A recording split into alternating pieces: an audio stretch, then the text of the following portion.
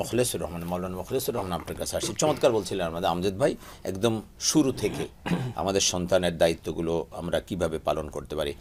আমরা যদি দেখি যে আমরা হযরত লোকমান আলাইহিস সালাম সূরা লোকমানে সন্তান কিভাবে প্রতিপালন করতে হবে, সন্তানকে কাছে ডেকে তাকে কিছু নসিহা করলেন যে বাবা তুমি এই করবে এই করবে এই করবে, ইয়া বুনাইয়া ইয়া বুনাইয়া, হে আমার বৎস, হে আমার প্রিয় সন্তান, এভাবে বলেছিলেন।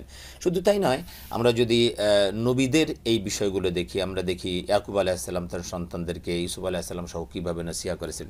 আপনি যদি এই জায়গাটা একটু বলতেন যে আসলে আমাদের সেই আলোকে আমাদের কিভাবে সন্তানদেরকে লালন পালন করা দরকার।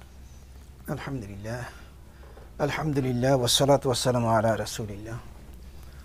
আল্লাহ তাআলার শুকর, কৃতজ্ঞতা প্রকাশ করছি যে মহান মনিব আমাদেরকে একটি গুরুত্বপূর্ণ বিষয়কে সামনে রেখে কিছু বলার সুযোগ করে দিয়েছেন, এই জন্য শুকর আদায় করছি আলহামদুলিল্লাহ। সম্মানিত সুধী, তো হযরত লোকমান হাকিম আলাইহিস সালাতু ওয়াসসালাম সবচেয়ে গুরুত্বপূর্ণ যে উপদেশটি দিয়েছিলেন তার সন্তানকে লক্ষ্য করে, ইন্না শিরকা লাযুলমুন আযীম। পৃথিবীতে মানুষকে আল্লাহ রাব্বুল আলামিন বড় আদর করে তিনি সৃষ্টি করেছেন। তো পৃথিবীতে আসার পরে মানুষ আল্লাহকে ভুলে গিয়ে আল্লাহর সত্তার সাথে বিভিন্নভাবে শরীক করতে শুরু করে। এর জন্য আল্লাহ রাব্বুল ইজ্জাত তিনি কোরআনে কারিমে ঘোষণা করলেন, ইন্না শিরকা লাযুলমুন আযীম, যে সবচেয়ে বড় গুরুতর অপরাধ হচ্ছে শিরিক করা। আর সেই কথাটি লোকমান আলাইহিস সালাতু ওয়াসসালাম তার সন্তানকে লক্ষ্য করে কথা বলেছেন, লা তুশরিক বিল্লাহ, যে আল্লাহর সাথে শরিক করবে না। কারণ এই শরিক করার দ্বারা, শিরিক করার দ্বারা মানুষের ইবাদত নষ্ট হয়ে যায়, শিরিক করার দ্বারা মানুষের ঈমান নষ্ট হয়ে যায়, শিরকের দ্বারা মানুষ পরকাল হারিয়ে ফেলে, শিরকের কারণে মানুষ জান্নাতকে হারিয়ে ফেলবে। এক কথা, শিরক হচ্ছে মান ক্বালা লা ইলাহা ইল্লাল্লাহ দাখালাল জান্নাহ।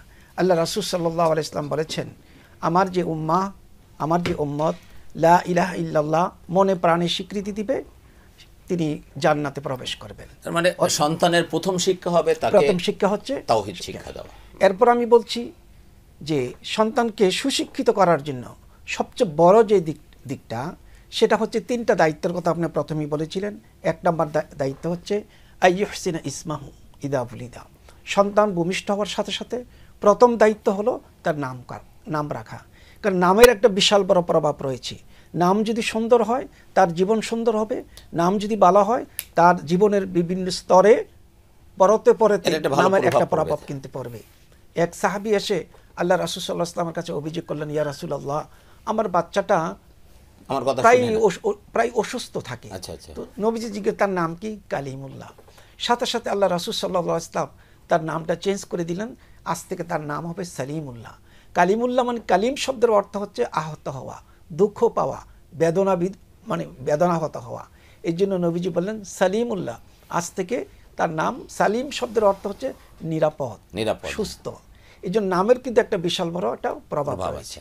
2 নম্বরে সে বললেন যে আইয়ু আল্লিমাল কিতাব, যে সুশিক্ষার জন্য একজন সমাজে, রাষ্ট্রে একটা সন্তানকে, একজন নাগরিককে ভূমিকা রাখার জন্য তার সবচেয়ে বড় প্রয়োজন হইল শিক্ষা গ্রহণ করা। এই জন্য বললেন তাকে কি শিক্ষা গ্রহণ করবে? কোরআনের শিক্ষা গ্রহণ করবে, ইসলামের শিক্ষা গ্রহণ করবে।